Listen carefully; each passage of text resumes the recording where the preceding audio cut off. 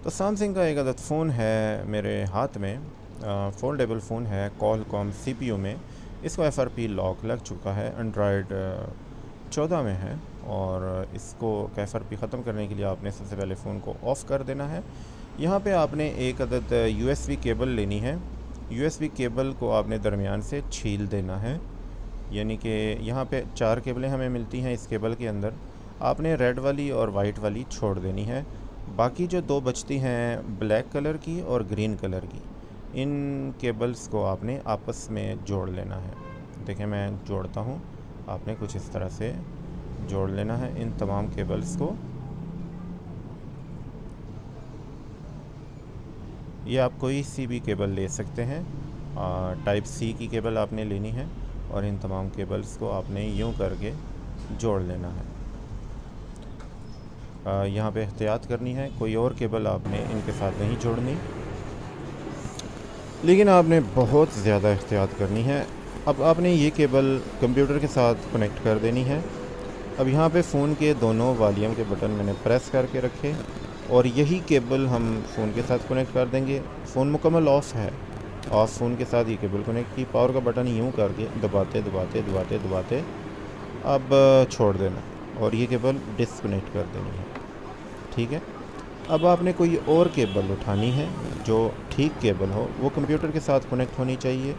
अब वो केबल भी यूं करके फ़ोन के साथ आपने कनेक्ट कर देनी है और यूं करके फ़ोन को यहाँ रख देना है। इसके बाद आपने कंप्यूटर की स्क्रीन पे चलना है। वहाँ पे आप कोई सा भी टूल ओपन कर लें, ऑक्टोप्लस, Z3X, चिमेरा या फिर अनलॉक टूल भी आप यूज़ कर सकते हैं। मैं अनलॉक टूल यूज़ करता हूँ। यहाँ पे हमने अपने फ़ोन का मॉडल सैमसंग सेक्शन में सर्च किया, उसको सिलेक्ट किया और रीसेट FRP पे क्लिक करेंगे। रीसेट FRP पे क्लिक करने के बाद कुछ ही सेकंड्स में हमारे फ़ोन का जो FRP लॉक है वो ख़त्म हो जाएगा। बहुत ही आसान तरीका है। आप इस तरीक़ा कार की मदद से किसी भी क्वालकॉम CPU सैमसंग फ़ोन का FRP ख़त्म कर सकते हैं। आपको फ़ोन ओपन करने की ज़रूरत नहीं है, आपको टेस्ट पॉइंट की ज़रूरत नहीं है। तो इस तरीक़ा कार की मदद से आप आसानी से उसका FRP ख़त्म कर सकते हैं। तो उम्मीद है ये सारा प्रोसेस आप लोगों की समझ में आ चुका होगा, लेकिन आपको अगर समझ नहीं आ रहा तो आप पूछ सकते हैं। ये कमेंट सेक्शन यूट्यूब वालों ने आप ही के लोगों के लिए बनाया है ताकि आप लोग कमेंट सेक्शन में पूछा करें। और ये देखें हमारा फ़ोन वो जो प्रोसेस कंप्लीट हो गया, अब फ़ोन ऑन नहीं हो रहा, तो आपने वॉल्यूम डाउन का बटन और पावर का बटन दबा के रखना है जब तक फ़ोन ऑन नहीं हो जाता। तो यहाँ पे कुछ सेकंड्स या 20 से 30 सेकंड्स तक आपने बटन्स को दबा के रखना है।